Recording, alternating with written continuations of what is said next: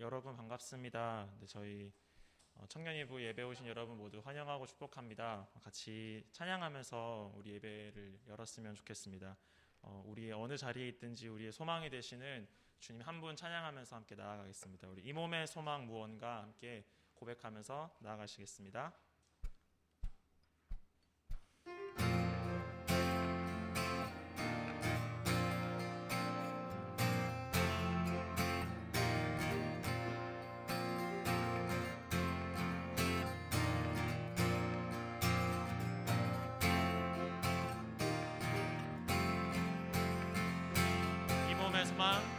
이 몸의 소망 무언가 우리 주 예수뿐일세.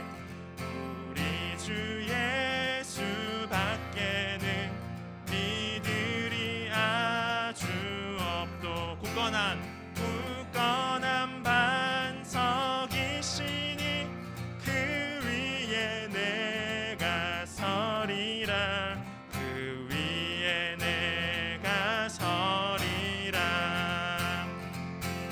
무섭게 바람 부는 밤, 무섭게 바람 부는 밤, 물결이 높이 설렐 때 우리 주 크신 은혜에 소망에 닿칠 주. 세상에 믿던 모든 것 끊어질 그날 되어도 주의 언약 미사와 내 소망 더욱 크리라. 굳건한 반석이시니 그 위에 내가 서리라. 그 위에 내가 서리. 굳건한 반석이시니 굳건한 반석이시니 그 위에 내가 서리라. 그 위에 내가 서리라. 바라던 천국 올라가 하나님 앞에 배울 때 구주의 의를 힘입어 어여시 바로 서리라. 굳건한 반석이시니 그 위에 내가 서리라. 그 위에 내가 서리라. 굳건한 반석이시니 그 위에 내가 서리라. 그 위에 내가 서리라.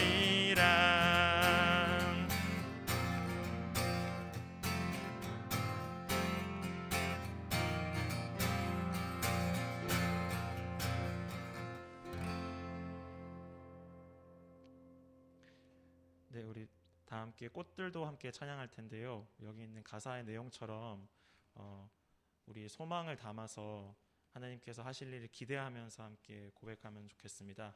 우리 함께 찬양하시겠습니다.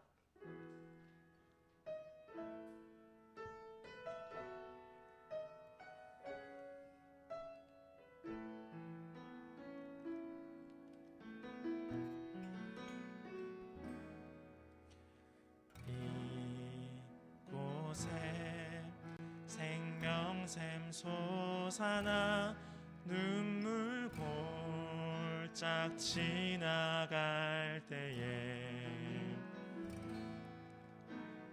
머잖아 열매 맺히고 웃음소리 넘쳐나리라. 이곳에 생명샘 솟아나 이곳에 생명샘 솟아나 눈물 골짝 지나갈 때에 머잖아 열매 맺히고 웃음소리 넘쳐나리라. 꽃들도 구름도 바람도 넓은 바다도 찬양하라 찬양하라 예수를. 하늘을 울리며 노래해 나의 영혼아.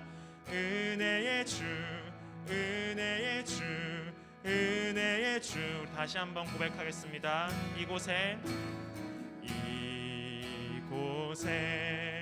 생명샘 솟아나 눈물 골짝 지나갈 때에 너잖아 열매 맺히고 웃음소리 넘쳐나리라. 그날에 하늘이 열리고 그날에 하늘이 열리고 모든 이가 보게 되리라. 마침내 꽃들이 피고 영광의 주가 오시리라. 꽃들도 구름도 바람도 넓은 바다도 찬양하라 찬양하라 예수를. 하늘을 울리며 노래해 나의 영혼아. 은혜의 주 은혜의 주 은혜의 주. 꽃들도 구름도 바람도 넓은 바다도 찬양하라 찬양하라 예수를.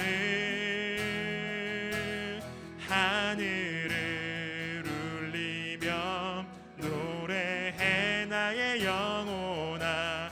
은혜의 주 은혜의 주 은혜의 주.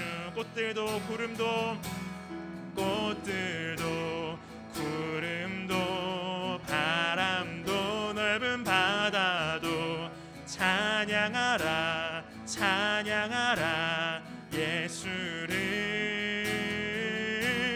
하늘을 울리며 해 나의 영혼아. 은혜의 주 은혜의 주 은혜의 주 은혜의 주 은혜의 주 은혜의 주 은혜의 주.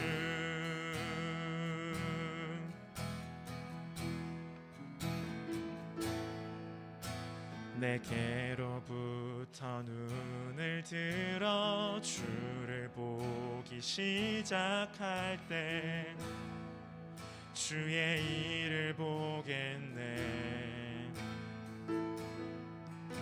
내 작은 마음 돌이키사 하늘에 꿈꾸게 하네. 주님을 볼 때 내게로부터 눈을 들어 내게로부터 눈을 들어 주를 보기 시작할 때 주의 일을 보겠네. 내 작은 마음 돌이키사 하늘에 꿈꾸게 하네. 주님을 볼 때 모든 시선을 주님께 드리고 살아계신 하나님을 느낄 때 내 삶은 주의 역사가 되고 하나님이 일하시는 일하기 시작하네. 우리 2절로 함께 찬양하겠습니다.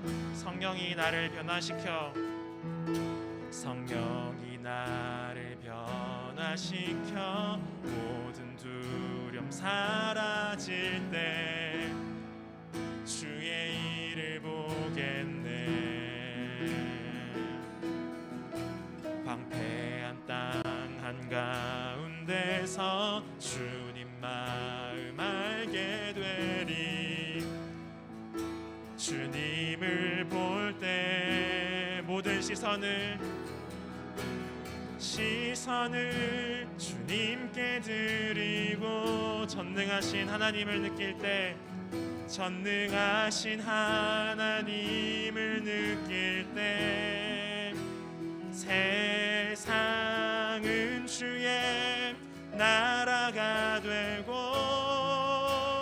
하나님이 일하기 시작하네. 모든 시선을 주님께 드리고 살아계신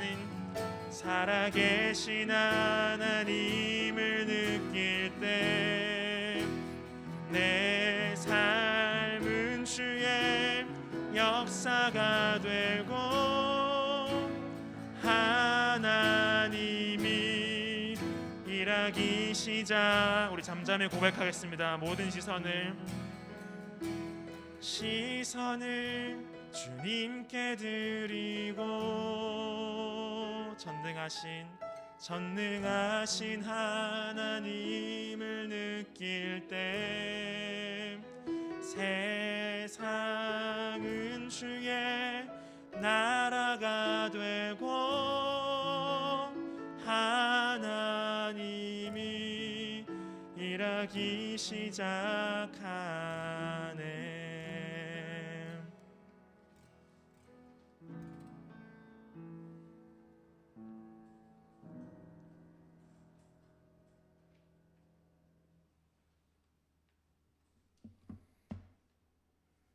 기도드리시겠습니다.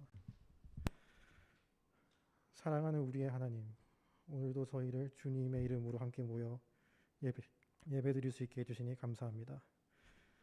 주님께서 저희가 주님께 예배드리는 오늘을 꿈꾸시지 않으셨다면, 주님께서 저희를 오래 참으시지 않으셨다면, 주님께서 저희에게 예수 그리스도를 보내주시지 않으셨다면, 주님께서 저희 인생 가운데 일일이 찾아와 주시지 않으셨다면 저희가 주님께 예배드리는 지금 이 순간을 저희가 어디 꿈이나 꿀 수 있었겠습니까?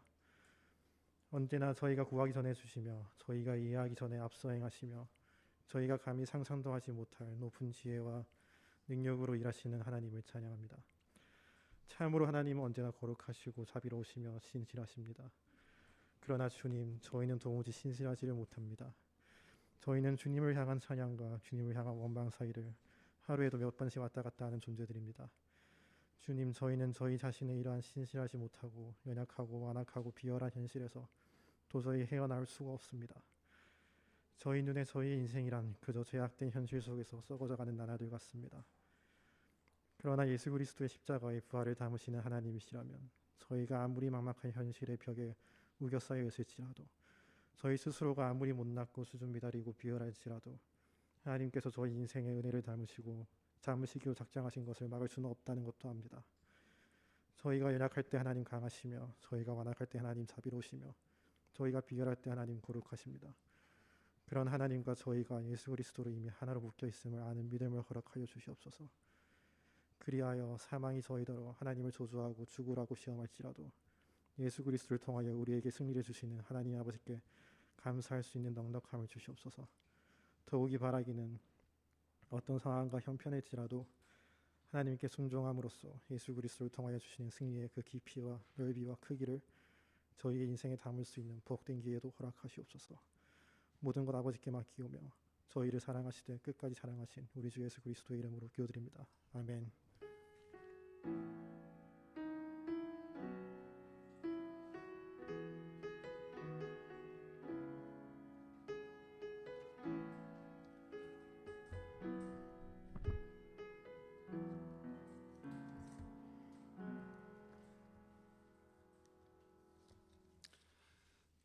네, 하나님의 말씀 로마서 8장입니다.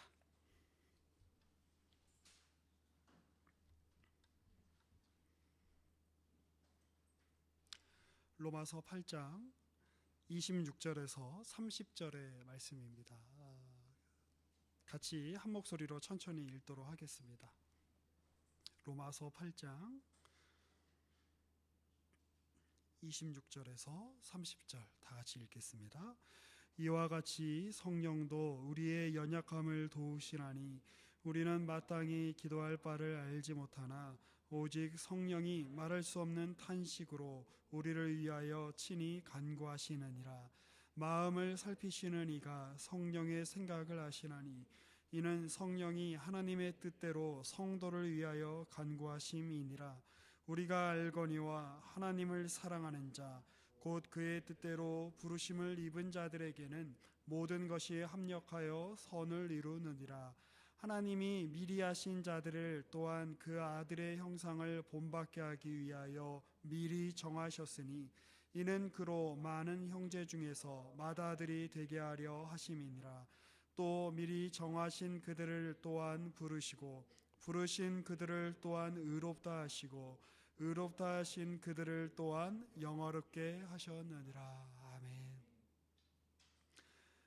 우리가 기존에 해왔던 많은 것들을 우리가 지금은 할 수 없는 어떤 그런 시대에 살고 있습니다. 어떻게 보면 하나님께서 우리에게 거대한 정지 명령을 내리신 것 같다라는 생각이 들기도 합니다. 거기서 잠깐 멈춰라고 말씀하신 것 같지요. 홍해 앞에서 잠깐 멈춰라고 말씀하신 것 같이 주님께서 십자가에서 죽으시고 부활하시기 전까지 3일 동안 그 어떤 음성도 그 어떤 계시도 그 어떤 정보도 주어지지 않은 채 잠깐 그 상태를 견뎠어야 되는 것 같이 마치 이스라엘 사람들이 유다 사람들이 70년 동안 바벨론의 포로로 잡혀 있으면서 하나님께서 말씀하시는 잠깐이라는 소리를 들었어야 했던 것과 같이 자 그런데 우리는 하나님이 왜 우리에게 이것을 못하게 하실까에만 초점을 맞추는 경향이 있는데 우리가 왜 못하게 된 것이 무엇인지를 세밀하게 살펴보면 하나님께서 우리에게 원하시는 바가 무엇인지를 우리가 조금 더 자세하게 살펴볼 수 있지 않을까 그런 생각이 듭니다. 우리가 지난주에는 요한복음 11장에 나오는 예수님의 이야기를 우리가 봤습니다. 잘 알고 계신 것처럼 예수님은 마리아와 마르다와 또 그들의 오라버니인 나사로를 굉장히 사랑하셨죠. 그런데 나사로가 병들었을 때 주님이 바로 찾아가지 않으십니다. 그리고 결국 나사로가 죽게 내버려 두시죠. 마리아가 이야기합니다. 주님이 여기 계셨더라면 우리 오빠가 이렇게 안 죽었을 텐데요. 어떻게 보면 약간 주님을 비난하는 말처럼 들리기도 하죠. 그 전에 마리다는 이렇게 이야기합니다. 주님이 야 너의 오라비가 다시 살아날 거다라고 말씀하시자 그럼요 언젠간 살아나겠죠. 우리가 믿는 신앙에 따르면 마지막 날엔 다 부활한다고 하니까 그때 되면 살아나겠죠. 그런데 그게 지금 저랑 무슨 상관이죠? 라고 이렇게 이야기를 했죠. 그런데 그런 상황 앞에서 주님이 우십니다. 비통해 하시죠. 안타까워 하시죠. 굉장히 당황스럽습니다. 그렇죠? 왜냐하면 성경 어디에도 하나님이 우신다라고 하는 표현을 찾기가 참 어렵기 때문입니다. 복음서에도 예수님이 우셨다, 예수님이 이렇게 비탄해 하셨다, 고통스러워 하셨다라고 하는 이런 표현들은 굉장히 아주 극소수로 나오는 표현들이죠. 그리고 이제 우리가 당황스러운 건 이겁니다. 아니 예수님은 하나님이시잖아요. 하나님이시면 문제를 해결해 주셔야지 울고 있으시면 어떡해요. 그렇죠? 이렇게 이야기하는 거랑 똑같습니다. 주일날이 딱 됐는데 예를 들어 저희가 1부 예배가 8시 시작하는데 1부 예배 담당하시는 목사님이 안 오셨어요. 그래가지고 이제 예배가 시작돼야 되는데 난리가 나게 생긴 거예요. 그런데 제가 출근해 있는 거죠. 그래서 사무실에서 연락이 옵니다. 1부 예배 담당하시기로 한 목사 누구라 그러지? 아무튼 뭐 제일 만만한 제가 친한 서정걸 목사님이 안 오고 계세요. 큰일 났어요.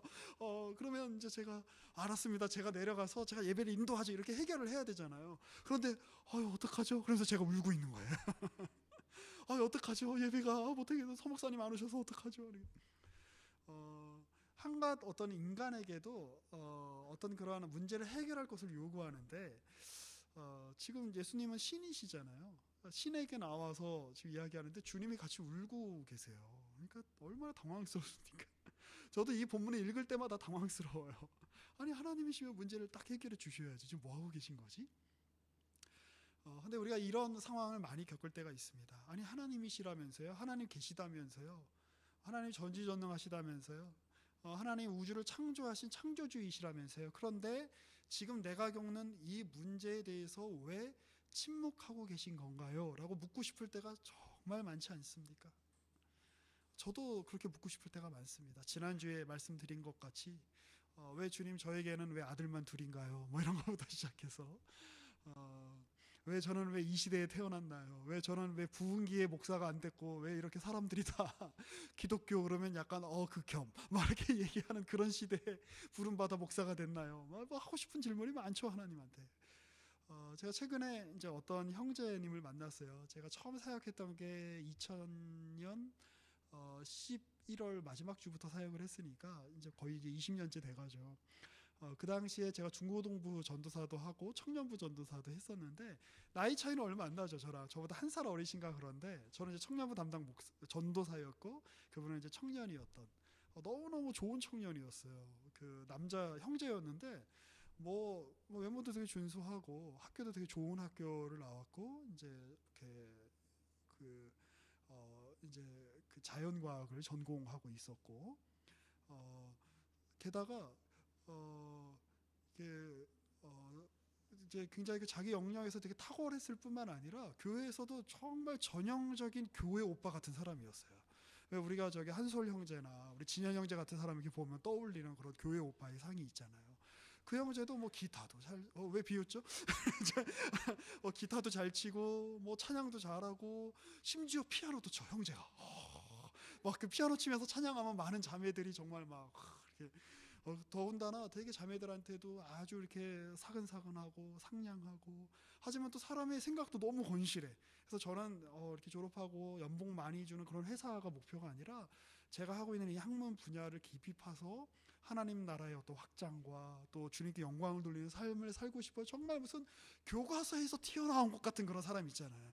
우리도 그런 사람이 하나 있죠. 우리 전영광 형제라고 정말 무슨 교과서에서 튀어나온 것 같은. 저도 목사지만 저보다 더 목사같이 이야기하는 뭐 그런 형제 하나 있는데 그 형제님이 약간 그런 분이었어요. 근데 제가 거의 한 20년 만에 만난 거예요. 한 18년 만에. 그런데 사람이 완전히 그 인생에 쩌드른 거예요. 그러니까 이제 40대 중반이잖아요. 그러니까 이분이 이제 대학을 졸업하고 박사학위도 하고 했는데 십몇 년째 계속 포닥 과정만 하고 있는 거예요. 그러니까 이제 정규직이 안 되고 어디 자리도 없고 어디 뭐 연구원으로 가려고 해도 정규직이 계속 안 되고 계속 비정규직이고 그리고 이제 결혼해서 애도 있는데 내가 앞으로 2, 3년 후에 계속 내가 이 직업을 계속 가질 수 있을까? 내가 지금이라도 빨리 하던 거 지금 공부하는 거 때려치고 빨리 공무원 시험을 봐야 되는 거 아닐까? 내가 왜 여기로 와가지고 그냥 애초부터 그냥 돈을 벌었어야 되는데 교회 좀 덜 열심히 다니고 이렇게 나도 다른 사람들처럼 좀 내 거 좀 더 챙겼어야 되는데 내가 그동안 인생을 잘못 산 걸까요? 막 이제 이런 식의 질문을 저한테 이렇게 하는 것이었죠. 그런 얘기들을 나누었어요. 이제 같이 있는 그 당시 같이 성장했던 이제 청년들하고 얘기하면서 저보고 한마디 하려는데 자기들끼리 이제 막 그런 얘기 막 한 다음에 푸념을 막 늘어놓은 다음에 목사님이니까 한마디 하세요 그러는데 무슨 뭐 할 말이 어디 있어요. 저도 할 말이 없죠. 나도 비슷한 심정이라고 이렇게 이야기했었어요. 가끔 이제 목사한테 그런 식으로 이렇게 해답을 요구하면서 이렇게 찾아오는 경우가 있어요. 저 이런 상황인데 저 남자친구랑 헤어졌는데 목사님 해결해 주세요. 뭐 제가 어떻게 해결해요? 아니면 뭐 특히 제 여동생 같은 경우가 이래요. 내가 애 키우기가 너무 힘든데 저희 첫째 조카가 지금 중학교 2학년이거든요. 옆에 여기 정신여중 이렇게 막 개인적인 뭐 정보를 얘기해도 되나? 나한테 어떻게 정신여중 다니는데 얘가 어렸을 때 진짜 귀여웠어요. 막 엄청 이렇게 저보면 삼촌 이러면서 와서 막 안기고 그랬는데 요즘 막 키도 이렇게 막 저만해요. 중인데 막 그렇고 막 머리도 막 여자인데 스포츠로 막 이렇게 밀고 막 이러고 나와 이러고 나와서 뭐 물어봐도 얘기도 안 하고 이렇게 뭐 이렇게 그 돈 지어주면 잠깐 웃어주고 어떻게 해야 될지 모르겠어요. 그러니까 제 여동생도 미칠 노릇이죠. 막 얘기도 안 통하고 막 그냥 답답해 죽겠다고. 오빠가 목사니까 해결책 좀 얘기해 줘봐 이래요. 제가 뭐라고 얘기해요? 나도 모르게. 저도 제 자식 키우기도 힘든데 이거 뭐라고 얘기해요? 할 말이 없죠. 가끔 이제 교회로 그런 이제 전화들 혹은 이제 그런 요구들이 이렇게 올 때가 있어요. 이제 목사니까 이제 그런 요구들 앞에 잠깐 이렇게 직면해야 될 때가 있어요. 그리고 사실 저도 그런 요구를 들으면 제가 어떻게 해결해주고 싶을 때가 많아요. 뭐 그래서 예전에는 제가 이제 우리 청년부를 이렇게 맡으면서 정말 이 세상에 왜 이렇게 비정규직이 많은 것인가? 내가 저 목사를 때려치고 어디 회사를 하나 차려서 정규 일자리 창출을 해야 되는 것인가? 뭐 이런 생각을 하기도 하고 제 스스로 뭔가 돌로 떡을 만들어서 사람들에게 나눠주고 싶다라는 욕망을 느낄 때가 목회자로서 정말 큰 유혹이라는 생각을 할 때가 많아요. 사실 그럴 때 있잖아요. 어떤 문제가 생길 때 나만 믿어. 내가 이 사람 연결해 줄게. 해결해 줄게. 어떤 뭐 난관에 닥쳤을 때 나만 믿어. 내가 취직 자리 알아봐 줄게. 이렇게 막 힘있게 해결해 줄 수 있었으면 좋겠어요. 솔직하게 제 마음이에요. 근데 뭐 제가 뭐 해결해 줄 수 있는 거는 뭐 어차피 여러분들도 저에게 그런 걸 기대하진 않잖아요. 기껏 물어보는 게 전화해서 목사님 저 삼청동인데 여기 제 맛집이나 좀 알려주세요. 왜 나한테 그런 걸 물어보는 건지 모르겠어요. 하여튼 뭐 그런 건 제가 해결해 드릴 수 있죠. 하지만 어떤 인생의 근본적인 문제들 여러분들이 겪고 있는 그리고 성도님들이 겪고 있는 어떤 현실 속에서 겪는 어떤 문제들에 대해서 제가 어떻게 해답을 줄 수가 없어요. 그런데 이런 본문을 읽으면 전 더 당황스러워요. 보통 그럴 때 우리 신앙인들은 같이 기도해봐요. 주님이 살 길을 열어주실 거예요. 주님이 응답해 주실 거예요. 제가 기도해 줄게요. 이렇게 이야기하지만 이 요한복음 11장에 나오는 주님은 같이 울고 있어요. 그러니까 이거 너무 답답하지 않아요? 이렇게 보면 막 속 터져 죽겠어요. 근데 오늘 우리가 읽었던 이 로마서 8장도 이렇게 보면 1장에서부터 7장까지 무슨 거창한 얘기를 엄청나게 하거든요. 1장에서부터 3장 초반까지 잘 아시는 것처럼 인간이 죄인이다, 한계가 있다, 하나님 앞에 못 나간다, 하나님 앞에 정말 자기 스스로 이렇게 나아갈 수 있는 인간이 존재하지 않는다. 근데 하나님이 살 길을 열어주셨다. 무엇이죠? 예수 그리스도라는 살 길을 열어주셨다. 주님을 믿으면 된다.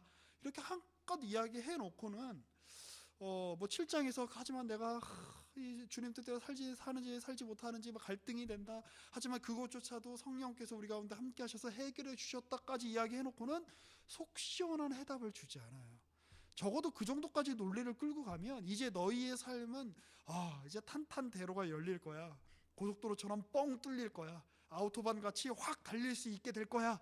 라고 이렇게 시원하게 얘기해 줬으면 좋겠는데 성령에 관해서 그렇게 얘기해 놓고 기껏 한다는 말이 오늘 우리가 읽었던 본문이죠. 26절에 그 앞에 이야기하죠. 우리가 사는 현실이 정말 고난의 현실이고 고통이 여전하다. 힘든 거 여전하다. 내가 그거 무시하는 거 아니다. 그런데 성령도 우리의 연약함을 도우신다. 여기까지 좋아요. 성령이 우리 도우시는구나. 그리고 우리는 마땅히 기도할 바를 알지 못한다. 그렇지, 우리는 못하지. 그러니까 성령이 우리를 해결해 주시겠구나. 내가 간구하지도 못하는 내가 미처 모르는 나의 필요까지도 하나님이 채워주시겠거니 라고 하는 그런 구절이 뒤따라 나와야 될 것 같아요. 그런데 뭐가 따라 나오죠? 성령이 말할 수 없는 탄식으로 우리를 위하여 친히 간구하신다. 아니 이런 거 말고요 하나님. 말할 수 없는 탄식 이런 거 말고 저래서 간구해 주시는 거 이런 거 말고 해결을 해달라고요. 해결을. 제가 저 직장 문제 어떻게 해야 돼요? 저 결혼하고 싶은데 안 되는 거 이거 어떻게 해야 돼요? 해결을 해달라고요. 해결을. 구체적으로 얘기를 해달라고요. 제가 뭐 40일 금식기도 하라 그러면 40일 금식기도 할게요. 구체적인 솔루션을 저한테 제공해 주라고요. 아니 주님이 백종원만도 못하나요? 왜 구체적인 솔루션도 안 주시고 그냥 말할 수 없는 탄식으로 우리를 위하여 간구하시느니라. 속 터지는 이야기죠.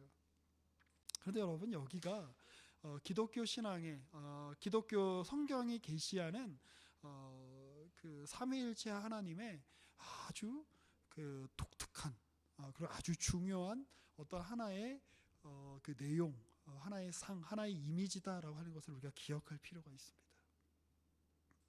세상에 어느 신이 인간하고 같이 우는 신이 어디 있나요? 그렇죠?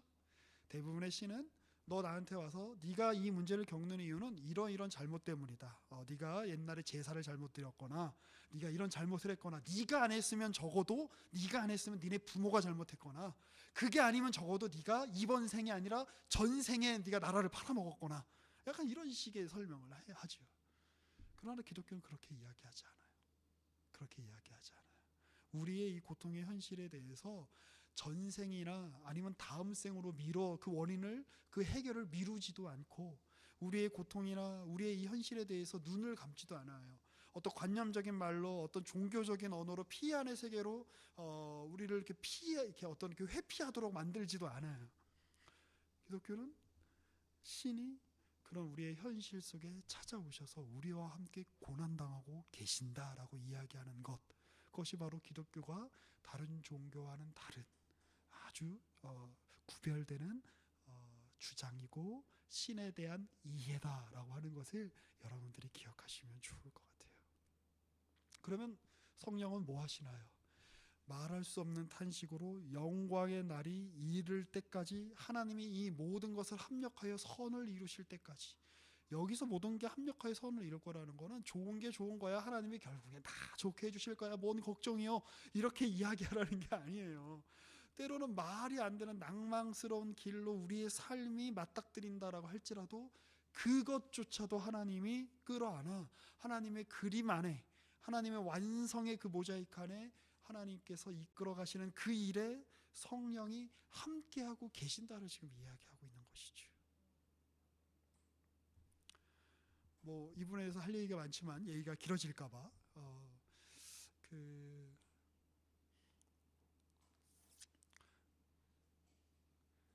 전쟁이 나는 건 비극이죠, 그렇죠? 그리고 사람들이 자신들이 만들어 놓은 어떤 과학기술과 하나님이 주신 어떤 창조력과 이성을 가지고 열심히 애써서 하나님의 창조물인 다른 사람을 죽이는 데 동원된다는 것은 굉장히 비극적인 일이죠. 하지만 우리는 잘 알고 있습니다. 뭐 크림반도 전쟁이라든지 1차 세계대전이라든지 이런 것들을 통해서 인류가 전에 경험하지 못했던 어떤 의료 체계를 만들어내고 어떤 백신을 만들어내고 어떤 환란과 위기가 닥쳐왔을 때 그 환란과 위기를 보면 전혀 나올 수 없을 것 같은 어떤 진보가 이루어지는 것을 우리는 그동안 계속 경험해왔죠. 지금 그 얘기를 하는 겁니다. 합력하여 선을 이룬다는 것은 사실은 우리 자신을 하나하나 이렇게 살펴보면 1+1은 2가 돼야 되는데 우리 자신을 가만히 살펴보면 사실 1과 1이 더해지고 있는 게 아니잖아요. 가끔 우리 중에 보면 마이너스도 많잖아. 그렇죠? 우리가 다 이렇게 보면 양수만 있는 게 아니라 음수도 많잖아요. 그래서 이게 다 합쳐지면 뭐가 이렇게 여기 예를 들어 한 20명쯤 모였는데 20명이 다 모여서 20이 되는 게 아니라 약간 마이너스 30이 될 것 같고 막 그러지 않아요? 우리가 하는 일을 이렇게 보면 그런데 우리가 하는 일을 고작해야 20명이 모여서 만들어낼 수 있는 일은 20이라고 친다면, 세상의 법칙에 따른다면 하나님은 마이너스도 있고 뭐 마이너스 심지어 무한대도 있고 그런데 하나님은 그걸 다 감싸 안아서 이루 말할 수 없는 하나님의 영광의 극치를 우리의 삶 가운데, 우리의 인생의 이 총합 가운데, 우리의 모임의 총합 가운데 만들어내신다. 이게 성경의 이야기인 거예요. 그 일을 지금 누가 하고 계신다? 성령이 말할 수 없는 탄식으로 우리 곁에서 함께 일하시면서 우리와 함께 역사하시면서, 이제 성령이 어디 멀리 계시다가 필요할 때만 짠 하고 오셔가지고 돕는 게 아니라 어떤 초월적인 능력으로 해결책을 딱 던져주고 다시 가시는 게 아니라, 제가 백종원 씨 좋아하지만 물론 뭐 그분도 이렇게 계속 끊임없이 후속 조치를 해주시죠. 그런데 필요할 때 딱 나타나서 당신 이게 문제예요, 자 솔루션 이거예요, 나 이렇게 굉장히 대단한 사람이에요, 나 이렇게 통찰력 있는 사람이에요 하고 떠나가 버리는 것이 아니라 그 사람 옆에서 평생 먹고 자고 하면서 그 사람이 잘할 수 있을 때까지 돕는 역할로 누가 오셨는가? 성령이 그렇게 하신다라는 거예요. 그러니 우리의 삶 모두가, 우리가 실수하고 우리가 좌절에 빠지고 우리가 막막하고 우리가 이게 뭐지? 라고 하는 이 순간, 이 모든 것이 하나님께서 당신의 성육신 하신 아들 예수를 통해 보여주신 첫 열매, 오늘 우리가 본 거죠. 그렇게 예수를 통해서 첫 열매를 맺으셨듯이, 예수를 통한 첫 열매가 뭐예요 도대체? 어머니 뱃속에서 태아 때부터 오는 거예요. 하나님이 장성한 어떤 장년으로 딱 오는 게 아니라 완성체로 오는 게 아니라 아주 작디 작은 어떤 미완성인 어떤 그런 모습으로 어머니 뱃속에서 태어났어요. 예수님이시니까 신생아 때도 건강하셨겠죠. 난지 8일 만에 다 막 악어도 때려잡고 사자도 때려잡고 그냥 막 다 뭐 멧돼지 잡아서 드시고 막 이러셨죠. 아니죠. 예수님도 20년 가까이를 우리랑 똑같이 연약하게 부모의 도움이 없으면 어떤 자신의 생명과 자신의 인생을 책임질 수 없는 연약한 실존으로 오셨다는 거예요. 그리고 그 평생을 산 거예요. 그 왜 그렇게 오신 거예요? 왜 그게 첫 열매죠? 주님이 우리의 모든 인생 과정 가운데 주님이 함께 하시는 하나님이다라고 예수를 통해서 계시하는 거예요. 예수를 통해서 보여주는 거예요. 그 주님이 그렇게 첫 열매가 되셨듯이 우리가 그 다음 열매라고 오늘 본문이 이야기하잖아요. 그 어떤 열매인 겁니다. 어떤 열매인 겁니까? 어느 날 갑자기 짠 하고 멋진 어떤 과업을 이루는 그런 게 아니라 주님이 그렇게 평생을 살아가셨던 것처럼 우리의 평생을 그렇게 주님이 함께 하심으로 땅은 우리 창세기 1장 2절에 뭐라고 되어 있죠? 흑암이 가득하고 혼돈이 가득하고 기품이 가득한데 하나님이 그거를 하나님의 신이 그 수면 위에 운행하시면서 품고 있는 거예요. 그리고 거기에서 빛이 나오는 것이죠. 거기에서 코스모스가 나오는 것이죠. 하나님 우리 인생을 그렇게 이끌어가고 계신다. 그렇게 지금 성경이 이야기하고 있습니다. 자, 그렇다면 여러분 성령은 구체적으로 어떻게 우리 가운데서 일을 하실까요? 예, 물론 때로는 우리가 평상시에 경험할 수 없는 어떤 희열로, 눈물로, 회개로, 어떤 기쁨으로 우리의 감정과 우리의 영혼을 가득 채우심으로 그분의 일하심을 구체적이고 현상적으로 보여주실 때가 있습니다. 우리가 그런 일들을 경험할 때는 이런 것이죠. 하나님의 일하심은 우리의 상식을 넘어서서 일하는 하나님의 놀라운 손길에 포함되어 있는 거다라는 것을 경험하게 하시려고. 그렇죠? 그러나 그 외의 시간은요. 그 외의 시간은 주님이 우리를 버리신 시간일까요? 아니요. 여러분들이 허탈해하는 시간, 여러분들이 무기력해하는 시간, 여러분들이 이게 뭐지라고 하는 시간, 혹은 여러분들이 무언가 좋은 일을 시도하고 있지만 적절한 열매를 보지 못해서 약간 이게 뭘까 내가 뻘쭘해서 애매하게 있는 그 시간조차도 성령이 일하는 시간이다라고 성경이 그리고 사도신경이 고백하고 있는 겁니다. 우리는 성령을 믿죠. 교회를 믿죠. 교회를 믿는다는 건 눈에 보이는 교회를 믿는다는 뜻이 아니에요. 교회를 통해서 일하시는 하나님을 믿는다는 뜻이죠. 그리고 교회를 믿는다는 것은 이 교회에 성령께서 일하심으로 교회가 세워져 가고 있다는 사실을 믿는 거예요. 그러면 성령은 우리 가운데 어떻게 역사하실까요? 우리가 못하게 된 것이 많아요. 아까 말씀드린 것처럼 마스크 벗고 이렇게 같이 찬양하기도 어려워졌고 같이 어디 수련회를 갈 수도 없게 되었고 그리고 같이 한 자리에 모여서 예배드리는 것도 한동안 우리가 하지 못했었죠. 그런데 그걸 통해서 주님이 우리에게 뭘 알려주고 싶으신 걸까요? 교회의 본질이 뭐라고 생각하냐? 인생의 본질이 뭐라고 생각하냐? 신앙의 본질이 뭐라고 생각하냐? 우리는 그 질문을 비로소 던지게 됐죠. 홍해 앞에서 묻는 거예요. 도대체 우리 뭐지? 우리 뭐 하려고 애굽에서 여기까지 왔지? 우리 뭐 하려고 우리가 지금 이런 어려움을 겪고 있지? 그 질문 속에서 하나님이 우리에게 필요한 가르침을 주고 계신다라는 사실을 우리가 기억할 필요가 있어요. 이 막막한 상황을 하나님 그렇게 일하시는데 그러면 성령이 말할 수 없는 탄식으로 우리 가운데 함께 동참하시며 함께 우리를 위하여 일하시는 그 주님의 구체적인 손길을 우리는 어디서 볼 수 있을까요? 바로 잠자는 자들의 첫 열매가 되신 첫 열매를 따라 함께 열매로 맺혀가는, 함께 그 맏아들을 따라 함께 그분의 아들이 되어가는, 그분의 딸이 되어가는 우리를 통해서 우리는 하나님의 일하심을 서로 경험할 수 있게 되는 것이지.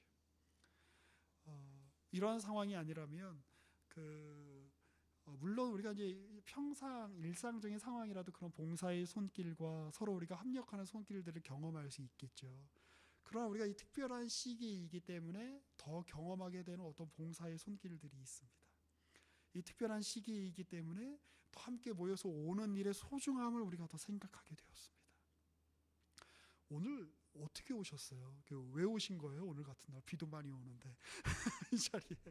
제가 알아요. 저기 아시아 선수촌 저기 공원, 저 앞에 공원이요. 아시아 공원이 비가 오면 물난리가 나잖아요. 오늘 비도 많이 오고 이럴 때 얼마나 우리 은진자매님도 오늘 이렇게 보니까 지하철 타고 오셨다는데 그래서 비 얼마나 짜증 나셨겠어요.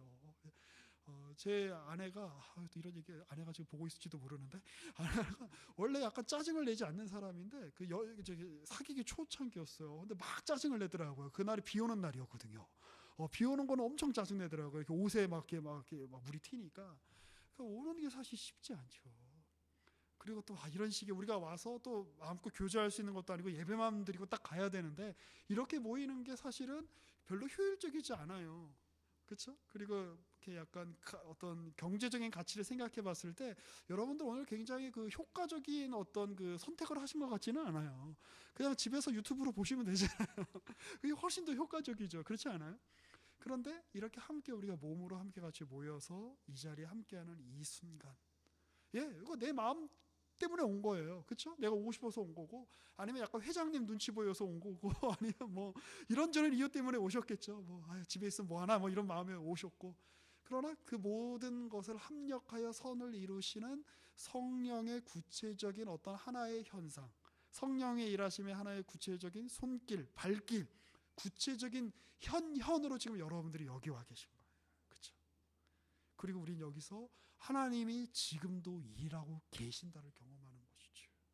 그리고 우리가 홀로 부름받은 것이 아니라 만약에 제가 여기 딱 왔는데 아무도 없이 저 혼자 여기서 이렇게 떠들고 있으면 되게 외로웠을 것 같아요. 그런데 앞에 영광 형제가 있고 앞에 우리 재원 형제가 있고 앞에 이렇게 사람들이 있으니까 얼굴들이 있으니까 나 혼자 부름받은 것이 아니라 나와 다른 이들과 함께 내가 주 안에서 한 성령 안에서 부름받았다라고 하는 사실을 경험하잖아요. 또 감사하게도 우리 저기 부장 집사님, 우리 사모님, 우리 권사님께서 오늘은 또 무슨 이렇게 스콘을 구워 오셨어요. 지난주에 이렇게 커피를 구워 오셨는데 사진 찍으세요. 네, 마음 찍으세요. 네. 그런 것들을 그러니까 굉장히 작은 일이라고 말씀하시죠. 그러나 그런 함께 동참함, 함께 섬김, 함께 먹음, 이것들이 우리가 어떤 눈물을 흘리고 어떤 무아지경에 빠져서 어떤 신의 어떤 능력을 체험하고 찬양하고 이런 순간뿐만 아니라 이런 작은 순간들이 성령께서 우리의 연약함을 위하여 함께 동참하시고 우리를 위하여 중보하시고 우리를 위하여 사역하시는 그런 일들의 구체적인 어떤 표상이다라고 하는 것을 여러분들이 기억하실 필요가 있다는 것이지. 하나님이 어떻게 일하신다고요? 우리의 작은 손길을 통해서, 우리의 인생 전체를 통해서, 우리가 여기 와서 앉아있는 순간에, 우리가 작은 일로 봉사하는 그 순간순간에, 공동체를 위해서 우리가 함께 헌신하는 그 순간순간에 하나님이 우리와 함께 하신다는 것의 증거를 보고 있는 거예요. 먹을 게 눈앞에 없으면 하나님이 우리의 일용할 양식을 주신다는 얘기를 우리가 믿음으로는 고백할 수 있지만, 그걸 어떻게 우리가 믿음으로 잠깐 고백할 수 있지만 그걸 어떻게 우리의 실제적인 내용이라고 믿고 살 수 있겠어요? 그렇죠? 눈앞에 먹을 것을 제공해 주는 손길을 통해서 하나님이 우리의 실질적인 필요를 채우시는 실제적인 하나님이라는 사실을 우리가 경험하게 되는 것이지. 우리 오늘 그 사실을 경험하는 일로 같이 부름받았다는 것을 기억하실 필요가 있습니다. 그리고 이 시기가 지나갈 겁니다. 언젠가는. 그렇죠? 제가 처음 시간에 말씀드렸듯이 우리가 지금 겪는 이 지금 상황은 매우 특별한 상황인 동시에 또한 매우 보편적인 상황이라는 사실을 기억할 필요가 있습니다. 이 특별한 시기에 우리가 우리 자신을 어떻게 돌아봐야 할지, 또 하나님의 일하심이 어디에 있는지 아는 지혜의 눈이 우리 모두에게 열렸으면 좋겠습니다. 하나님이 일하고 계시고 시대를 넘어 상황을 뛰어넘어 나의 어떤 개인적인 어떤 처지를 뛰어넘어 하나님이 우리 모든 상황들을 붙잡고 계신다라고 하는 사실, 우리와 함께 울고 계시는 하나님을 우리는 하나님으로 믿는, 신으로 믿는 그런 사람들이다라는 자긍심을 가지셔도 좋습니다. 세상에 누가 이런 신을 가졌습니까? 그렇죠? 우리 외에, 우리를 위해 함께 우는 신, 우리를 위해 함께 탄식하시는 신, 우리를 위해 말할 수 없는 탄식으로 간구하시는 신이 있는 그 신을 섬기는 그 백성답게 조금은 더 넉넉하게 우리가 서로를 대하고 또 서로를 섬김으로 그리고 여러분들 자신을 대하심으로 이 위기의 때를 잘 극복하고 또 견뎌내시는 저 여러분 되기를 이 말씀을 들어 권면하고 축복합니다. 기도하겠습니다. 하나님 감사합니다. 우리가 있는 곳을 우리의 현실을 우리 자신을 우리의 눈으로 살펴보면 아니 세상이 요구하고 있고 세상이 겁박하고 있는 대로 우리 자신을 살펴보면 사실 우리에게 소망이 별로 없습니다. 정말 우리에게는 그 봄날의 화려한 꽃 같지만 곧 시들어서 지고 마는 그러한 허탈한 세월만 있을 뿐입니다. 그러나 주님, 영원의 주님께서 우리의 이 순간과도 같은 인생에 구원을 담겠다고 하시고 은혜를 담겠다고 하시고 하나님의 어떠함을 보여주시겠다라고 하십니다. 그러나 우리 그 주님을 의뢰하며 나아가길 원합니다. 때로는 우리 눈앞의 현실이 너무나 크게 보이고 막막하고 답이 없는 것 같이 생각될 때가 있습니다. 그리고 주님이 그 답에 너무나 무심하신 것 같고 아무 해결책도 주시지 않는 것 같아서 속이 상하기도 합니다. 그러나 그 모든 상황 가운데 우리와 함께 웃으시고 우리와 함께 우시며 우리와 함께 탄식하시고 우리와 함께 비탄에 잠기시며 또 우리와 함께 사망을 넘어 부활로 가시는 하나님이 바로 우리 하나님이시라는 사실을 이 성경의 선포를 이 성경의 고백을 우리의 고백이요 우리의 선포로 삼습니다. 그러니 하나님 우리 안에 하나님을 아는 온전한 지식이 더욱더 커져가게 하시고 이 상황을 통해 우리가 주님을 더욱더 알며 하나님이 어떤 분이신지 하나님의 행하시는 그 일이 얼마나 큰지 하나님이 우리에게 얼마나 좋은 분이신지 하나님이 우리와 얼마나 가깝게 계시는 분이신지 하나님이 우리를 얼마나 귀히 여기시는지 깊이 깨닫는 오늘의 시절이 될 수 있도록 주님께서 은혜를 베풀어 주시옵소서. 우리의 구주 되시는 예수님의 이름으로 기도합니다. 아멘. 우리 이 시간에 함께 같이 찬양하시면서 또 우리 함께 같이 나아갔으면 좋겠습니다. 우리 시선 우리 같이 찬양하실까요? 내게로부터 눈을 들어.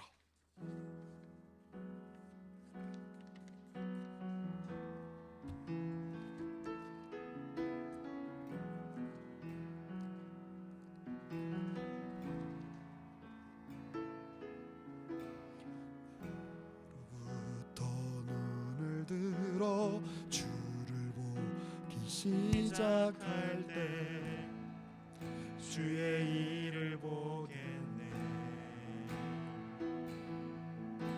내 작은 마음 돌이키서 하늘에 꿈꾸게 하네. 주님을 볼 때 다시 한번 고백하시겠습니다. 내게로부터 눈을 들어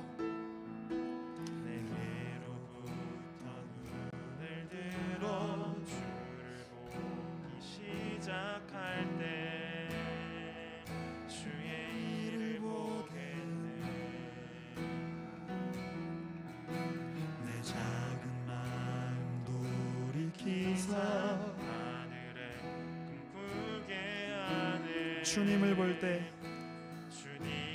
모든 시선을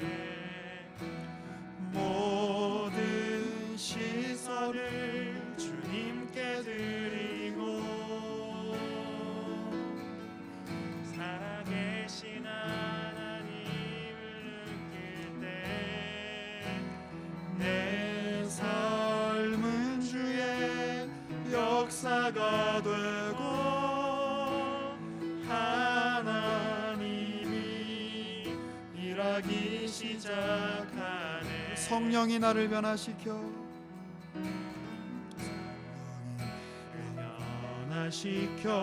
모든 두려움 사라질 때 주의 일을 보겠네.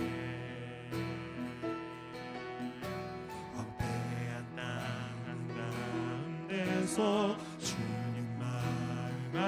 있게 되리.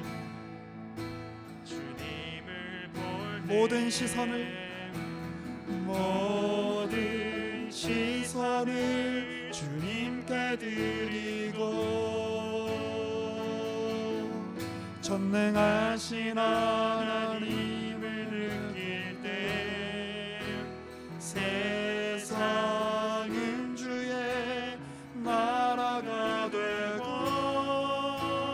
하나님이 일하기 모든 시선을 주님께 드리고 시선을 주님께 드리 살아계신 하나님을 느낄 때 살아계신 하나님을 느낄 때 내 삶은 주의 역사가 되고 하나님이 일하기 시작하네. 우리 시간에 잠시 반주에 맞춰서 우리가 묵상으로 기도하며 나아갔으면 좋겠습니다. 이 시간 우리의 마음을 주님께로 향하십시다. 우리의 눈을, 우리의 영혼의 눈, 우리의 내면의 시선을 우리 자신이 아니라 해답이 없는 두려움 외에는, 허무함 외에는 내놓을 대답이 없는 세상이 아니라 영원하신 주님을 바라보십시다. 우리를 위해 울어주시는 예수님, 우리를 위해 탄식하시는 성령님, 우리는 그런 하나님을 모시고 있는 사람들입니다. 주님, 제가 단지 지식으로만 아니라, 제가 단지 머리로만이 아니라, 제가 단지 어떤 교리로만이 아니라 저의 삶 전체로, 나의 영혼 전체로, 나의 인생 전체로 그런 하나님을 알고 그런 하나님을 경험하기를 원하나이다. 주님, 나의 부모님의 하나님이 아니라, 나의 어머니의 하나님, 나의 아버지의 하나님에 그치는 것이 아니라, 나의 목사님의 하나님, 나의 선생님의 하나님으로 그치는 것이 아니라, 누군가의 하나님으로 그치는 것이 아니라 하나님이 나의 하나님이시며 그 하나님이 다른 누군가가 아니라 나의 어머니나 나의 아버지나 어떤 나의 지인이 아닌 바로 나에게 말씀하시고 바로 나의 이름을 부르시고 나를 호명하시며 나를 찾고 계시며 나와 동행하시며 나의 연약함에 귀 기울이시며 나의 한계에 동참하시고 나를 끌어안고 계시는 하나님이시라는 사실을 아는 은혜가 우리 안에 있게 하여 주옵소서. 우리 그렇게 주 앞에 함께 간구하며 나아가지 않으시겠습니까? 함께 기도하겠습니다.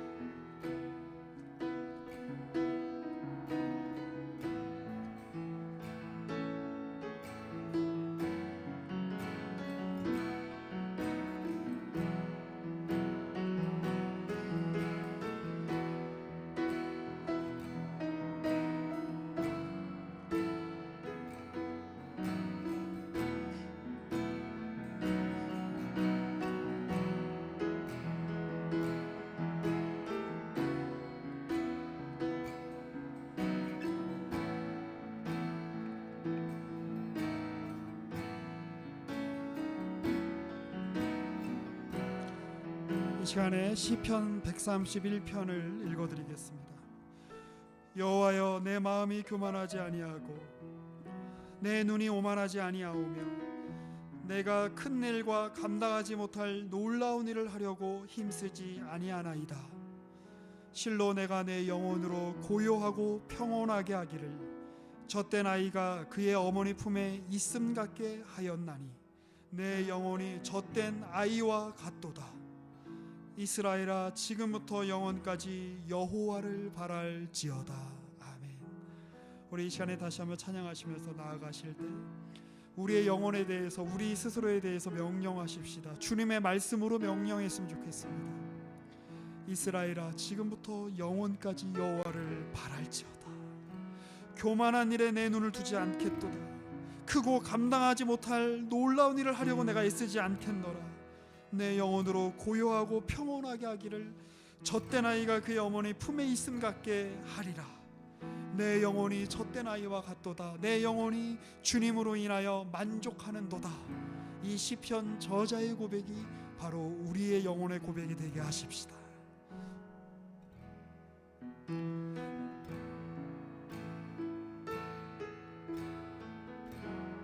내게로부터 눈을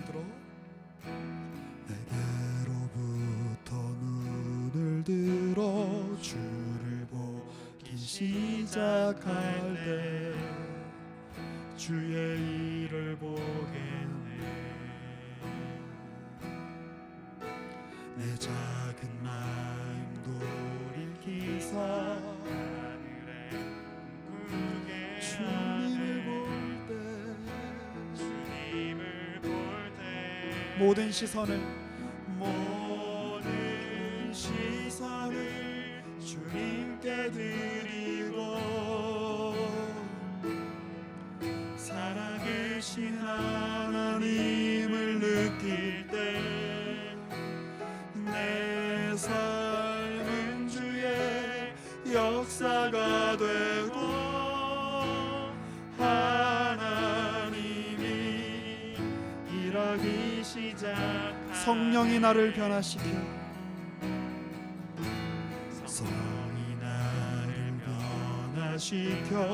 모든 두려움 사라질 때 주의 일을 보겠네.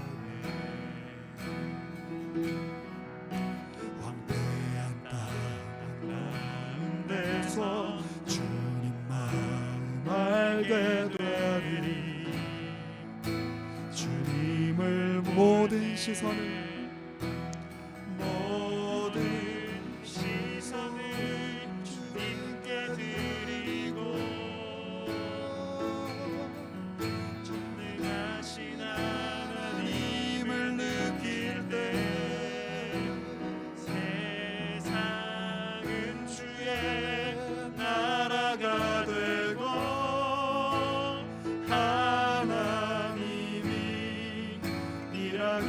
모든 시선을 주님께 드리고 모든 시선을 주님께 드리고 전능하신 하나님을 세상은 주의 나라가 되고 세상은 주의 나라가 되고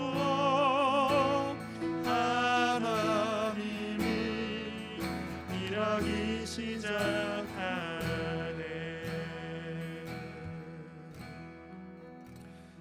주님, 오늘 우리를 예배당으로 불러주시고 또 하나의 공동체로 불러주시고 주의 말씀 아래로 불러주시니 감사합니다. 주님이 우리 가운데 계시하여 주신 그 주님의 성품을 오늘 우리가 또한 기억합니다. 우리를 위해 눈물을 흘리시고 우리와 함께 탄식하시며 우리를 위해 간구하시는 그 하나님을 늘 기억하며 그 하나님을 아는 은혜가 우리에게 넘쳐나게 하여 주옵소서. 오늘 이 자리에 나오며 또 주님께 예물을 준비하고 자신의 삶에 주님께서 허락하신 열매 중의 일부를 거룩히 구별하여 나온 주의 지체들이 있습니다. 그 삶 가운데 주께서 복의 복을 더하여 주시고 이 세상의 헛된 영광이나 이 세상의 어떤 분노나 이 세상의 겁박에 귀 기울이지 않게 하시며 늘 주의 음성에 귀를 기울이며 살아가는 복된 주의 백성들 되게 하여 주옵소서. 여호와는 내게 복을 주시고 너를 지키시기를 원하며 여호와는 그의 얼굴을 내게 비추사 은혜 베푸시기를 원하며 여호와는 그 얼굴을 내게로 향하여 드사 평강 주시기를 원하노라. 주 예수 그리스도의 은혜와 하나님 아버지의 사랑과 성령의 교통하심이 이 자리에 함께하고 있는 또 인터넷으로 동영상으로 함께하고 있는 우리 모든 청년 이부 지체들 위에와 주님이 너무나 사랑하시는 모든 주의 자녀들 위에 지금부터 영원까지 함께 계실지어다. 아멘.